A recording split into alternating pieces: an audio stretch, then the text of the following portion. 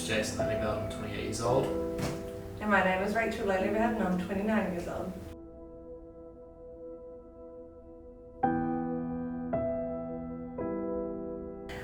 We went out for just drinks and dinner, just a casual drink, and that night he went to bed and then within a few hours, sounded like he wasn't breathing properly.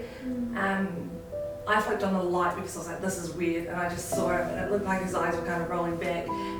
His mouth wasn't open, he was making this really weird sound. He ended up rolling off the bed, and that's when I realised he was having a seizure, so I just completely ran upstairs to my flatmate, who's another male, banged on the door, shouted at them, and we ended up ringing the ambulance because, they had to my flatmate had to try and open up his mouth. It was scary. My instant thought was, oh my goodness, I'm going to lose my husband.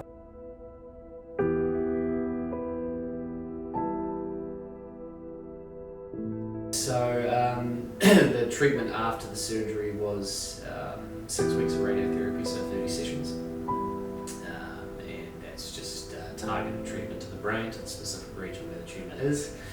At the time when you're doing that, you take chemo every day for 42 days or whatever it is. And then after that, you have about a 4-week break, and then you're on chemotherapy for a year. So I've still got 2 more sessions to go. I think the reality of it is that brain cancer is more or less a death sentence eventually. More often than not, it comes back.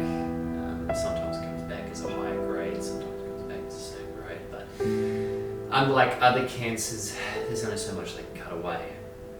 Obviously, with things like breast cancer, or testicular cancer, liver cancer, whatever, they can get rid of it, but you can't do that with the brain.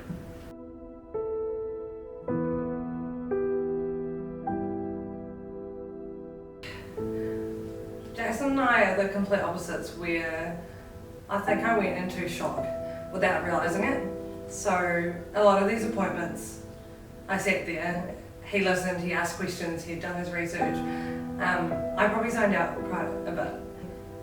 I mean, when you hear that your husband, who you've been married to only for a couple of years, your best friend has got cancer, and then you start a new job as well, I think that I kind of pushed everything aside, especially when 50% of people who've got what he has last for 10 years, and then 50% last longer.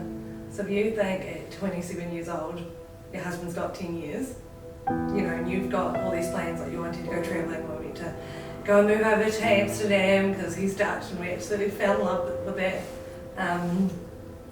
You're kind of thinking about children and things like that as well, and then you get told, he may only have 10 years. We're kind of like, okay, all my plans have gone out the window, what are we going to do?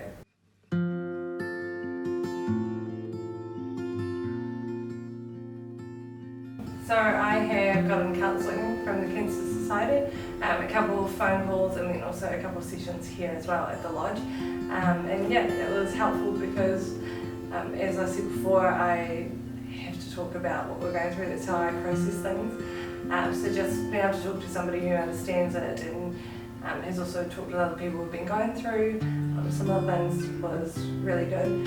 It also allowed me to know that what I was doing was good, and they also gave me tips and tricks and things like that, which I've kind of taken into this journey for looking after my mental and physical health. It was really neat just to be able to have that extra support, and they also shared where you could get more support if you needed it too. I think it's a critical service. There's the medical aspect of it, sure, but then the mental support side of things is just as critical.